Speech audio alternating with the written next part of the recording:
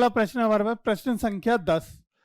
यदि नदी के पुल के एक बिंदु से नदी के सम्मुख किनारों के अवनमन कोण क्रमशः 30 और 45 डिग्री है।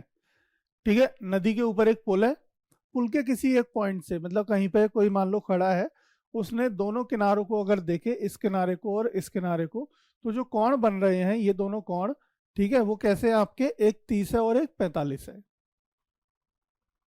यदि पुल के किनारों से 3 मीटर की ऊंचाई पर, और पुल के किनारे से जो पुल है, नदी के किनारों से जो पुल है उसकी हाइट कितनी है, 3 मीटर दे रखी है, तो नदी की चौड़ाई ज्ञात कीजिए। हमें क्या बताना है, ये नदी कितनी चौड़ी है। ठीक है, कोई दिक्कत नहीं है, बड़े आराम से बता देंगे हम इसको, और बहुत ही सिंपल क्वेश्चन है, बट इंपॉर्टेंट क्वेश्चन है, क्योंकि ये प्रश्न 4 नंबर में पूछा गया था एग्जाम में। देखो ये तो बह रही है आपकी नदी, थोड़ा सा ड्रॉ कर लेते हैं अच्छे से, ताकि एग्जामिनर भी खुश हो जाए हमारा, है ना बेटा। तो ऐसा ही काम करेंगे जिससे एग्जामिनर भी खुश हो जाए और नंबर भी अच्छे दे। ये है मेरा पुल, इस पुल पर कोई मान लेते हैं एक बिंदु, ये बिंदु मान ले, है ना, ये हमने बिंदु मान लिया। अब इस बिंदु से नदी के दोनों किनारे, एक किनारा ये हो गया, दूसरा किनारा ये हो गया, ठीक है। अब इसकी जो ऊंचाई, ये जो ऊंचाई है वो कितनी दी है बेटा, इसने 3 मीटर दी है, ठीक है। इसके जो कोण दिए गए हैं वो क्रमशः 30 डिग्री व 45 डिग्री दिए हैं। कोई दिक्कत, कोई डाउट नहीं ना। ये पुल मान लेते हैं एक्स वाई पुल है, ये पॉइंट कोई पी है, ये हमारा ए बी और सी है। नामकरण कुछ भी कर सकते हो, कोई दिक्कत नहीं है, कैसे भी लिख सकते हो, ठीक है। हमें बस एग्जामिनर को अच्छे से समझाना है, और हमें भी अच्छे से समझ आना चाहिए कि हम क्या कर रहे हैं, ठीक है। अब ये डिग्री 45 है, तो ये भी आपका कितना होगा बेटा, 45, और ये 30 है, तो ये भी कितना होगा, 30 डिग्री। किससे, एकांतर कोण से, एकांतर कोण के नियम से, यानी प्रॉपर्टी से ये दोनों कोण आपके बराबर होंगे। वो 45 है तो ये भी 45 होगा, और ये 30 है तो ये भी 30 होगा। अब देखो कैसे करेंगे इसको, सॉल्यूशन करते हैं इसका। हमें क्या निकालना है, हमें निकालना है ए सी। ए सी मतलब ये पूरी नदी की चौड़ाई, नदी की चौड़ाई क्या है यहाँ पे, ए सी है। देखो भाषा आप लिखे आना एग्जाम में, मैं नहीं लिख रहा हूं, कहीं कहीं पे छोड़ देता हूं, ठीक है।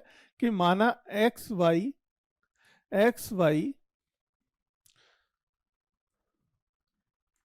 एक पुल है, इस तरीके से लिख देंगे, एक्स वाई एक पुल है जहां पी पुल पर लिया गया एक बिंदु है,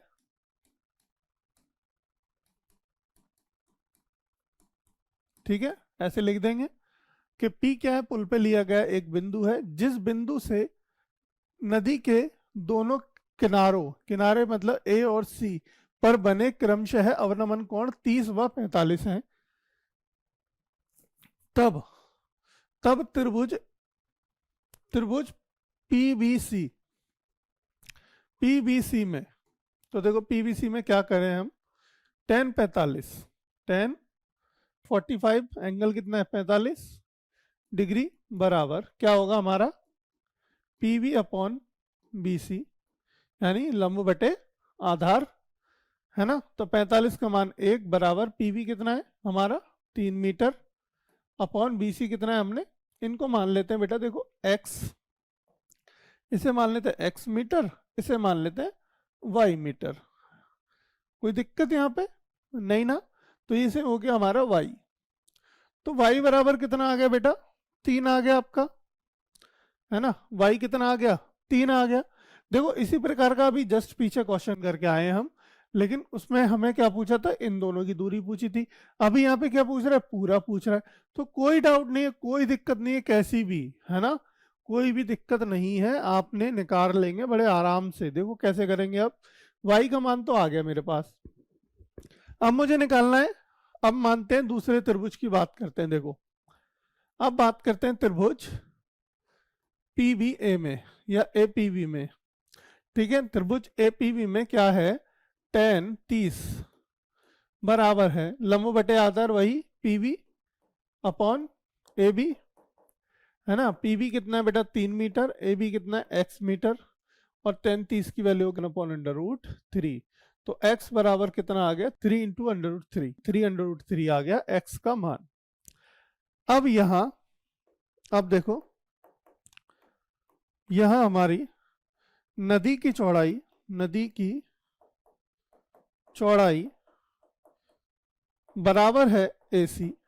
ठीक है, AC है तो AC बराबर है किसके, AB प्लस BC के, AB प्लस BC के। AB का मान आया कितना, AB क्या मेरा x है प्लस ये y है। ठीक है, AB का मान कितना आया है 3 प्लस में 3। कोई दिक्कत यहाँ पे नहीं ना। तो देखो 3 कॉमन ले लिया, अंदर बचा √3 प्लस 1।